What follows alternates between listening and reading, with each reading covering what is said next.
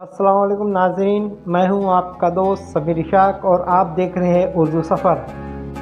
दोस्तों, आज हम एक ऐसी शख्सियत से मुलाकात कर रहे हैं जो कि पिछले 25 सालों से हरम शरीफ मक्का मुकर्रमा में हरम शरीफ में न्यू कंस्ट्रक्शन में अपना अहम रोल, न्यू कंस्ट्रक्शन जो चालू है वहाँ पर अपना अहम रोल निभा रहे हैं, अहम किरदार निभा रहे हैं। आइए मिलते हैं शहर नागपुर के ही रहने वाले माइनिंग इंजीनियर महमूद कमर साहब से।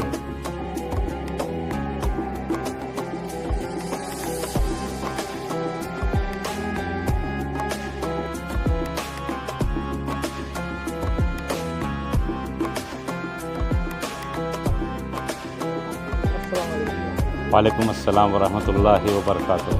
सर, मैं आपसे आपका नाम और आप कहाँ रहते हैं वो जानना चाहता हूँ। बेसिकली मैं नागपुर शहर का रहने वाला हूँ। मेरा नाम नागपुर वाले सारे मुझे छोटू भाई करके बुलाते हैं और मेरा बर्थ प्लेस नागपुर है और जैसा कहते हैं कि जन्मभूमि नागपुर है और मेरी कर्म भूमि जो है वो मक्का मुकर्रमा बन गई है। तकरीबन आज से 23 साल पहले सन 1999 में मुझे अपॉर्चुनिटी मिली थी मक्का शरीफ में काम करने की और मैं यहाँ से मक्के के लिए कूच हो चुका था। 1 साल का मेरा बॉन्ड था अल्हम्दुलिल्लाह और आज तक मैं उसी जगह पर मैं मक्का शरीफ में प्रोजेक्ट मैनेजर हूँ। एक मल्टीनेशनल कंपनी है अब्दुल लतीफ़ जमील, बहुत बड़ी कंपनी है वहाँ की, और वो जबल काबा के पास में एक डेवलपमेंट प्रोजेक्ट बनाए हैं हम लोगों ने, जो रियल एस्टेट को कन्वर्ट करके हम लोग होटल डिपार्टमेंट को हैंड ओवर करते हैं।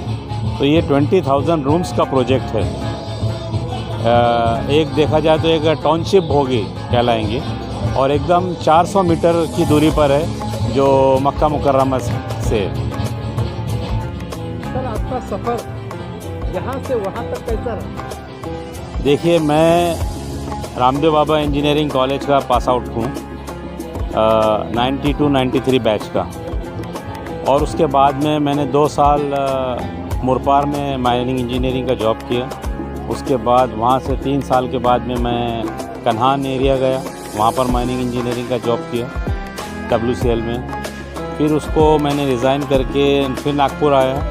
नागपुर में रामदेव बाबा इंजीनियरिंग कॉलेज में मेरे एज ए लेक्चरर 2 साल रहे और उसी दौरान मुझे लाइब्रेरी में बैठे बैठे एक ऐड मिली कि मक्के में माइनिंग इंजीनियर की जॉब्स है, और मैंने वहीं से फॉर्म जो था अपना सेंड कर दिया था। बाद में मेरे को रिकॉल किया गया, बुलाया गया। तकरीबन 30 से 35 इंजीनियर्स उस इंटरव्यू में शामिल हुए और फॉर्चुनेटली मुझे सिलेक्ट किया गया और 1 साल का मेरा बॉन्ड था। मैंने फिर अपनी पोस्ट से रिज़ाइन किया। असिस्टेंट लेक्चरर था मैं रामदेव बाबा इंजीनियरिंग कॉलेज में।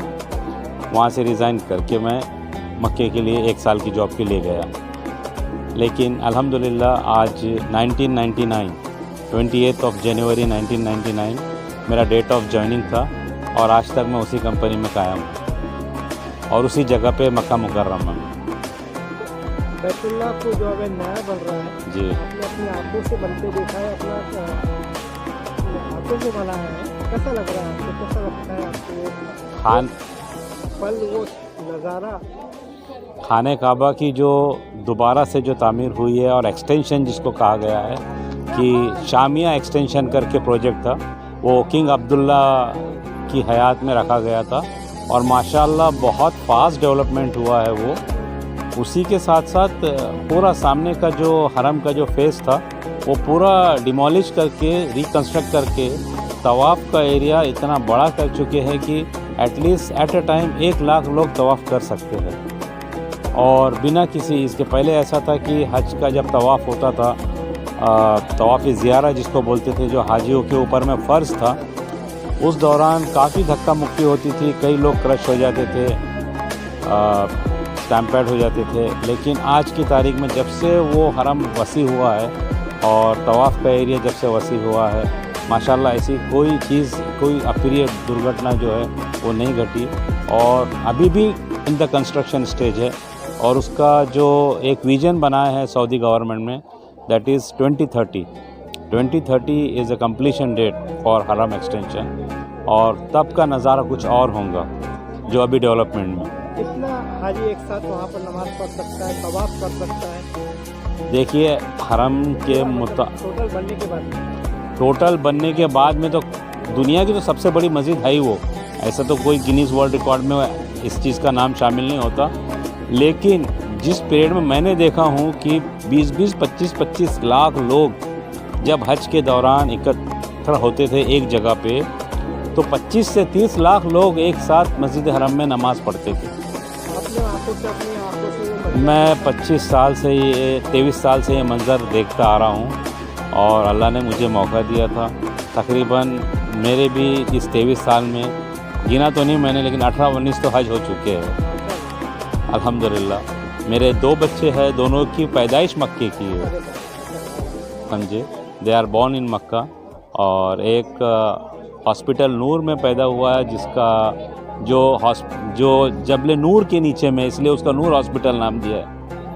और एक बेटी जो है मेरी आयशा, वो आयशा मस्जिद के पास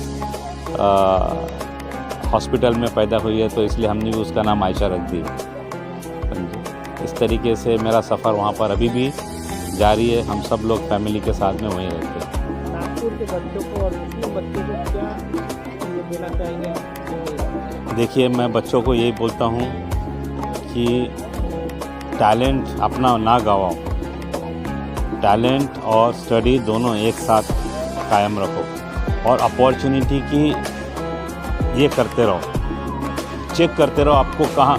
मैं जैसा नहीं रुका, मेरा एक स्टेज था कि मेरे को कॉलेज में अच्छी जॉब मिल चुकी थी, बट स्टिल मैं जो था कुछ हटके करना चाहता था, मैं कुछ और जाना चाहता था। मेरा पासपोर्ट 96 में बन चुका था, लेकिन मैंने अपना टारगेट नहीं छोड़ा था। तो वो अपॉर्चुनिटी जो थी मेरे को 1999 में मिली। तो वैसे मैं बच्चों को कहना चाहूँगा कि अपॉर्चुनिटी को मिस मत करो, समझे। जहाँ आपको अपॉर्चुनिटी मिलती है अभी लग जाओ, बट आपका जो टारगेट है, आपका जो एम है, उसको सामने रखना कि आपको क्या बनना है। और ऐसा नहीं कि एक जगह अगर अपन बैठ गए तो अपन ने अपना ख़त्म हो गया, भाई हमने ये जगह ज्वाइन कर लिया, यहीं ख़त्म कर, नहीं, ऐसा नहीं है। आपको, मैंने अपनी स्पीच में बोला, मल्टीटास्क होना बहुत ज़रूरी है।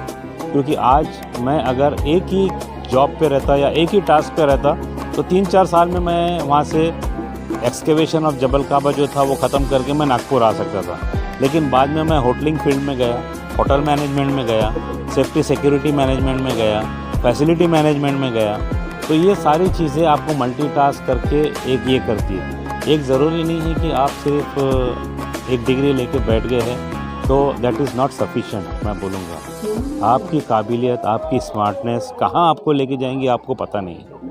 और उसके हिसाब से जॉब ऐसा रहता है कि आप किस तरीके से हैंडल कर सकते हैं प्रॉब्लम्स को, किस तरीके से आप सॉल्व कर सकते हैं, किस तरीके से आप अपन मैनेजमेंट को खुश कर सकते हैं, कैसा आप अपना टारगेट कंप्लीट कर सकते हैं, दैट इज़ वेरी इंपॉर्टेंट। और एक बार आपका स्टैंप लग गया कि आप ऐसे ऐसे है, आप ये कर सकते हैं, फिर आपको पीछे मुड़ के देखने की ज़रूरत नहीं है। जब आप पहली बार शरीफ में गए, क्या फीलिंग थी आपको? देखिए मैं 99 में पहली बार खाने काबा को देखा हूँ और आज भी मैं खाने काबा को देखता हूँ तो मुझे वो पुराना नहीं नज़र आता। मेरा आखिरी उम्र अभी 23 दिसंबर को हुआ है। अनगिनत है, कुछ बता नहीं सकता 23 साल में कितने उम्र और कितने तवाफ़ हुए हैं। लेकिन खाने काबा के जो हज़रत अस्वद जो है, जिसको बूसा लेते हैं जाके, मैंने एक तवाफ़ में 4 बार बूसे लिया हूँ, जो लोगों को एक बार नसीब नहीं होता, लेकिन मेरे को 4 बार नसीब हुआ था। और आज भी मेरे लिए खाने काबा वही है, कोई चेंजेस नहीं है। ऐसा लगता है कि जी भर के बैठे रहो और देखते रहो, कुछ नहीं भी आया। वो मंज़र मरते दम तक इंसान नहीं भूल सकता। आप इंजीनियर हैं जी, तो एक खाना काबा का डायमेंशन बता सकते हैं आप कितना है, क्या है? देखिए वैसा तो मैंने गिना नहीं हूँ, बट खाने काबा का जो डायमेंशन अगर चेक किया जाए तो मेरे हिसाब से वो स्क्वायर नहीं है। काबा शरीफ जो है वो स्क्वायर में नहीं है, वो थोड़ा रेक्टेंगल शेप में है और एक साइड से उसकी लेंथ कम है थोड़ी, मतलब मेरे ख्याल से 5 to 6 metre approximately by 7 metre, 6 by 8 metre का होना चाहिए, जहाँ तक मेरा एक अप्रॉक्सीमेट है। आपका नया प्रोजेक्ट क्या चल रहा है वहाँ? हमारा नया प्रोजेक्ट जो है अभी होटल का चल रहा है। हम लोग अंजुम फ़ेज़ 2 पे काम कर रहे हैं, वो जबल काबा पे है। फ़ेज़ 1 हमारा कंप्लीट हो चुका है जो 1700 रूम का था और 33 फ्लोर्स का था। अभी अंजुम 2 चालू कर रहे हैं हम लोग, जबल काबा फ़ेज़ 2, जो 3 टावर है और तीनों टावर में मिला के कुछ 14,000 रूम्स हैं। तो वो अभी चल रहा है, उसका हमारा ग्राउंड फ्लोर का फाउंडेशन हो चुका है, ग्राउंड फ्लोर पूरा कंप्लीट हो चुका है हमारा। बहुत बहुत शुक्रिया उर्दू सफ़र के साथ। जज़ाकल्लाह खैर, बहुत बहुत शुक्रिया आपका। वालेकुम सलाम।